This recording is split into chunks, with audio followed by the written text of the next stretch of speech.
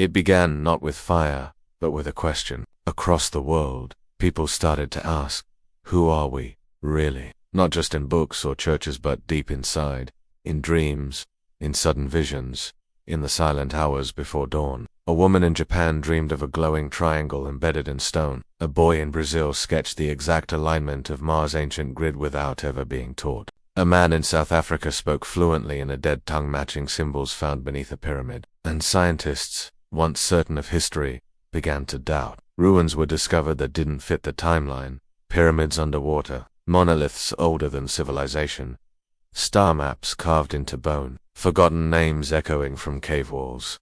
The veil was lifting, and with it, the legacy of Sri Lanka returned. The keepers, those who had preserved the knowledge of Mars in secret lineages and scrolls, had never truly disappeared. For centuries they had hidden in plain sight, disguised as monks, artists, scientists, healers. Some joined secret orders, others walked alone. Now, in the 21st century, they sensed the call. They began to meet again, not in temples, but in encrypted networks, in meditative spaces, in frequency labs. They used new tools: sound, resonance devices, electromagnetic sensors, DNA harmonics. Ancient knowledge and modern technology merged. And they weren't alone. The Starborn were awakening. At first, they were just children, empathic, hypersensitive, speaking of stars and other lifetimes. They cried when the earth trembled. They drew symbols no one taught them. Some called them indigo or crystal children, others called them gifted. But they were more than that. They were returning. The code left by Solon, cowoven into human DNA thousands of years ago, was being activated, triggered by solar pulses, magnetic shifts, even collective emotion. What had lain dormant for millennia was beginning to stir. People around the world began to feel it. The urge to remember, to heal, to question.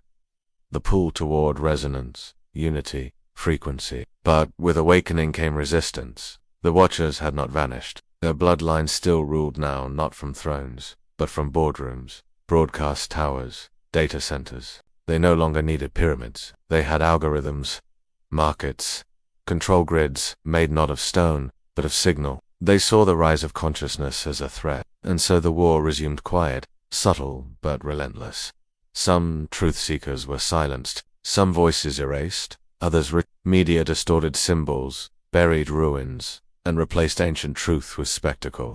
Frequencies of fear blanketed the globe. War, distraction, division. But this time, the keepers were ready. They had encoded everything, not just in stone, but in human imagination, in stories, art, numbers, sound, in books long ignored, in architecture overlooked, in forgotten chants, sacred geometry, and dreams. And now, as Earth's resonance climbed with the Schumann frequency, more and more people began to feel it. They couldn't explain why, but they knew something was coming. Not an ending, an emergence. The Starborn began to find one another. At first, online, then in gatherings, synchronicities, and initiations. They didn't call themselves chosen. They didn't worship stars. They remembered. That was enough. They felt drawn to sacred sites. Machu Picchu, Burgi, Buckley Tip, Giza, Angkor.